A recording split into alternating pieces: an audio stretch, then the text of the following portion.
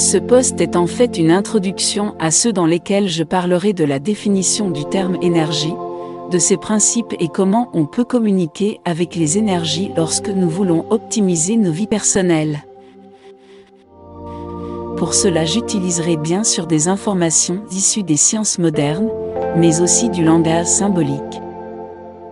Parce que si on parle d'énergie, cela signifie que nous nous référons à l'aspect archétypal de notre vie. Avec les archétypes, on communique symboliquement. Notre subconscient est le plus grand spécialiste dans ce domaine.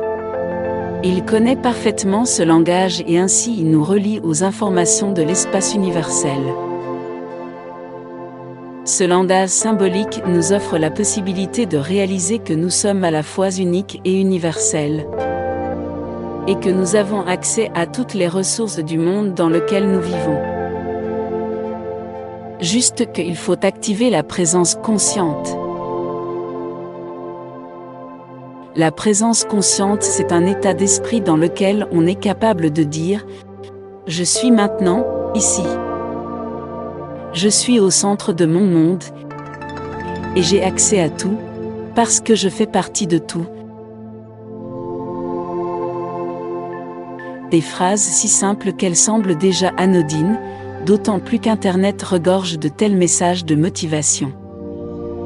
Et plus nous les rencontrons souvent, plus ils se démonétisent. Devant la souris qui fait un défilement rapide, cherchant à satisfaire notre besoin de recevoir des informations le plus facilement possible, une telle idée n'a aucun moyen de garder sa valeur. Parce que la vraie connaissance est une expérience, qui implique bien sûr une activité mentale, mais qui ne se limite pas juste à l'aspect rationnel. Nous participons à tout acte de connaissance avec toute notre personnalité, avec tout ce que nous sommes. Et c'est logique. Pour apprendre quelque chose de nouveau, on utilise les compétences que nous possédons déjà. On les a reçues à la naissance, par héritage génétique, ou celles qu'on a accumulées lors d'expériences antérieures. Ce sont les outils que nous utilisons dans l'acte de savoir. La façon dont nous percevons les nouvelles informations dépend de ces moyens internes. La connaissance est donc en fait un acte subjectif. Elle présuppose une présence du soi à travers laquelle le contact avec de nouvelles informations devient un dialogue, en fait un échange d'informations aboutissant à de nouvelles informations. La connaissance est un acte de création. Et le créateur est le sujet connaissant lui-même.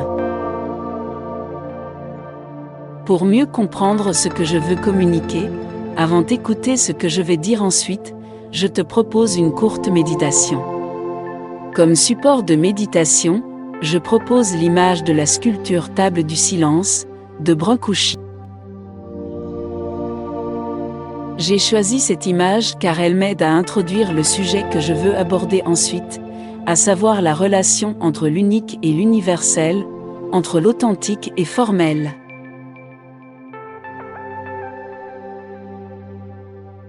Regarde juste la photo et remarque ce que tu ressentes.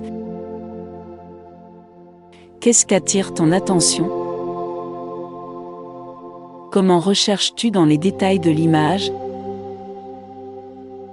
Que t'arrive-t-il pendant que tu fais cela? Qu'est-ce que tu ressentes?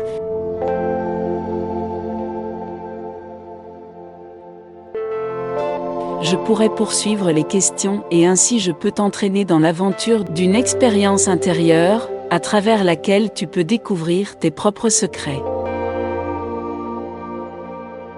Mais parce que je veux donner ici des informations théoriques, je n'ai pas les conditions nécessaires pour faire l'exercice pratique dans son intégralité.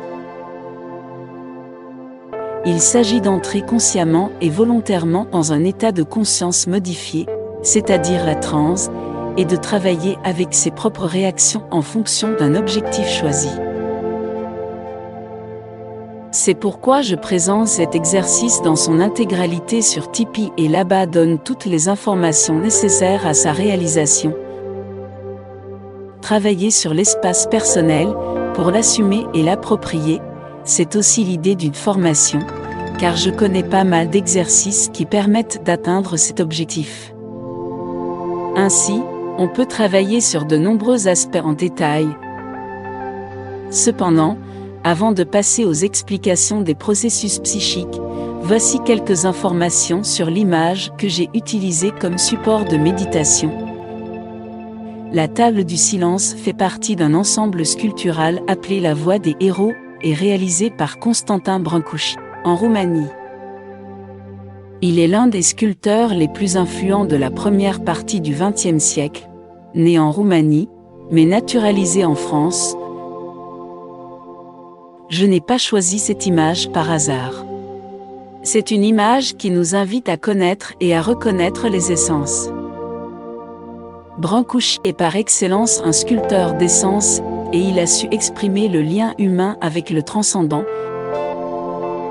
parce que l'essence vit dans le monde symbolique, dans le transcendant. C'est le cœur d'un principe, d'une loi autour de laquelle s'organisent les énergies, qui engendreront ensuite les formes de vie manifestes. Le symbolique nous humanise, dit le psychanalyste Lacan. Le symbolique nous fournit les ressources pour vivre la présence consciente, c'est-à-dire les ressources qui alimentent la conscience de soi et la relation avec le monde qui nous entoure.